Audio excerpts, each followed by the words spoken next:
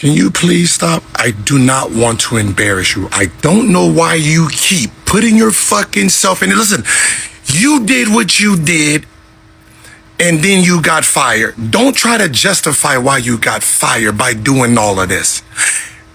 Skip was never there to replace you, not on my watch. We were a basketball podcast. I brung Skip for football, hence why he was never on the show during basketball season until the football ended.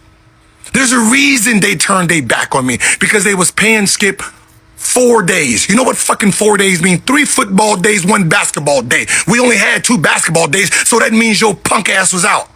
And I was standing on business, so they turned on me. And then what did they do? They went to your soft ass and put you on the football show. And you want to tap dance on the football show, which then opened the gate for them to be on the basketball show. Now, did they do the basketball show with Skip on Wednesday and Thursday? No, because I wouldn't have been on that show. They did it on Friday. They brung your punk ass on a Friday to do Gil's Arena, which opened it up. We're going to keep this brief. You know, Rashad, you remind me of a situation I was in. Mr. Cemetery Larry, Rashad McCants.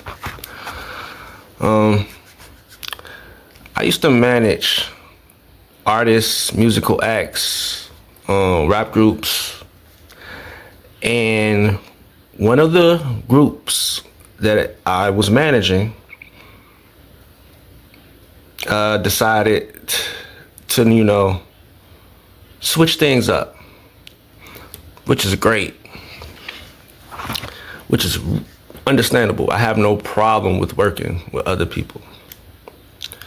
It was an opportunity given to them to work with an industry manager tied to a record label. Great opportunity. Great, no problems. But see, I knew business and I knew the behind the scenes structures of how labels work. And so what ended up happening was the music executive saw one artist that he wanted to work with and the rest of the guys he did not want to work with. So he was plucking the one artist, giving him private studio time, etc.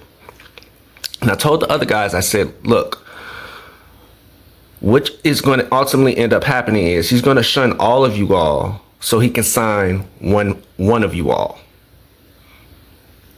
They all looked at me like I was hating. They all said I was a hater. I'm old school. I don't know what I'm talking about.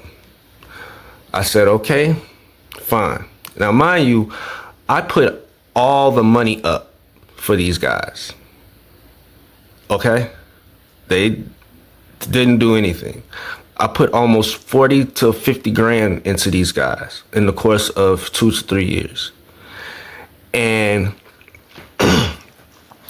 a lot of sweat and tears, and we developed a great relationship.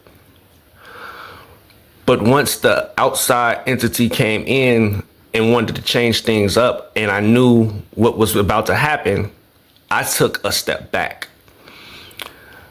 So in order to drop and release music, you have to go through a streaming service. I started the streaming service for them. I had the password, had everything. Their money was stashed away. Nothing of it was getting touched. I was using my own money for studio time for them.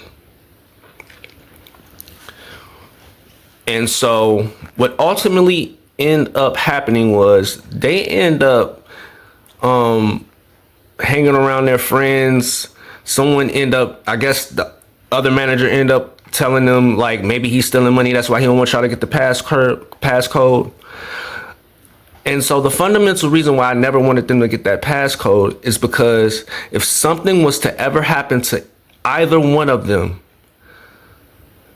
they will always have some outside entity, outside structure person that has their best interest at heart, where their music that they made outside of any record label was protected. I told them that.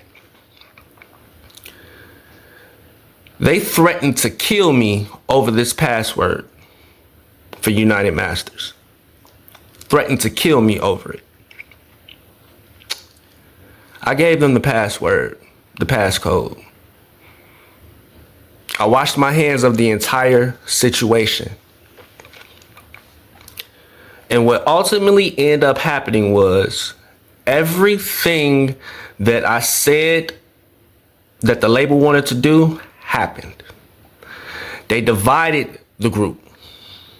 They kept the one artist away that they wanted away from the group, and they became enemies at a point. They started beefing with each other. What ended up happening was the one major artist that the label wanted ended up dying. He ended up dying. He was murdered. Okay? Wrong place, wrong time. Sad situation. Very talented kid.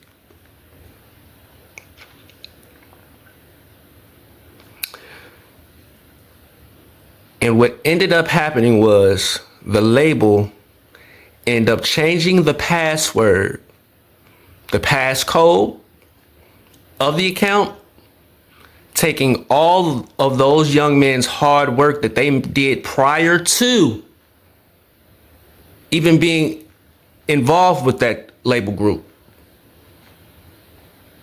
They took it, changed the password, and now they have access, full autonomy to do whatever they want to do with that music, with those young men's work that they put in. I tried to prevent this from happening. I tried to tell them what was going to happen.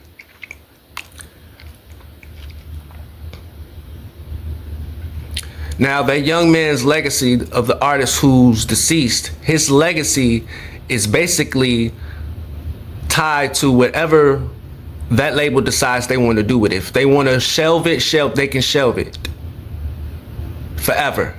And no one even will know that he existed. That's why sometimes when people are telling you things, it's for a reason. Rashad, learn to read the room, brother. Because sometimes reading the room could save your life. And in this instance, I know you were not in those situations where livelihoods could be at risk, but learn to read the room, brother. When someone has your best interest at heart, listen to them, please. Cemetery Larry.